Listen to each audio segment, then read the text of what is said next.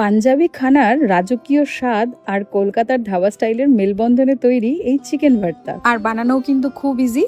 কয়েকটা চিকেনের boneless piece ছিল, সেগুলো নুন আর গোলমরিচ দিয়ে ভালো মতো সেদ্ধ করে নিয়েছি। আর চিকেন স্টকটা কিন্তু ফেলে দেবো না, ওটা আমাদের কাজে লাগবে পরে। কড়াই অল্প সাদা তেল গরম করে তাতে গোটা গরম মশলা আর গোলমরিচ দিয়ে দেবো কুচি করে রাখা দুটো পেঁয়াজ, কাঁচা লঙ্কা, সাদা তিল আর কাজু। পেঁয়াজটা এরকম হালকা পিঙ্কিশ হয়ে আসলে তুলে রেখে ঠান্ডা করে একটা পেস্ট বানিয়ে নেবো। একটু বেশি পরিমাণে সাদা তেল গরম করে দেবো একটা স্টার এনিস, গোটা গোলমরিচ আর সামান্য পেঁয়াজ কুচি, দেবো অল্প আদা রসুন বাটা আর কিছু গুঁড়ো মশলা। ভালো করে কষিয়ে নেবো, তারপর ওই পেস্টটা অ্যাড করে দেবো। এবার তেল ছেড়ে আসা অব্দি ভালো মতন রান্নাটা করব। দেবো সামান্য টক দই আর গোলমরিচের গুঁড়ো। অন্যদিকে আমি কয়েকটা ডিম সেদ্ধ করে নেব, তার জন্য আজ আমি ইউজ করেছি আগাডোর এগ বয়লার এন্ড পোচার। ডিমগুলো সেদ্ধ হয়ে গেলে টুকরো করে কেটে রাখবো। আর এদিকে আমি শ্রেড করে নেওয়া চিকেনটা নিয়ে সেই কষানো মশলার মধ্যে অ্যাড করে একটু ভালো মতন আরো কষিয়ে নিয়েছি কিছুক্ষণ। এরপর চিকেন স্টক অ্যাড করব আর টুকরো করে রাখা সেদ্ধ ডিম দিয়ে ভালো করে মিশিয়ে নেবো। দিয়ে দেবো কিছুটা ফ্রেশ ক্রিম আর ড্রাই রোস্ট করে রাখা কাসুরি মেথি। সব শেষে একটু বেশি পরিমাণ বাটার অ্যাড করে নামিয়ে নেব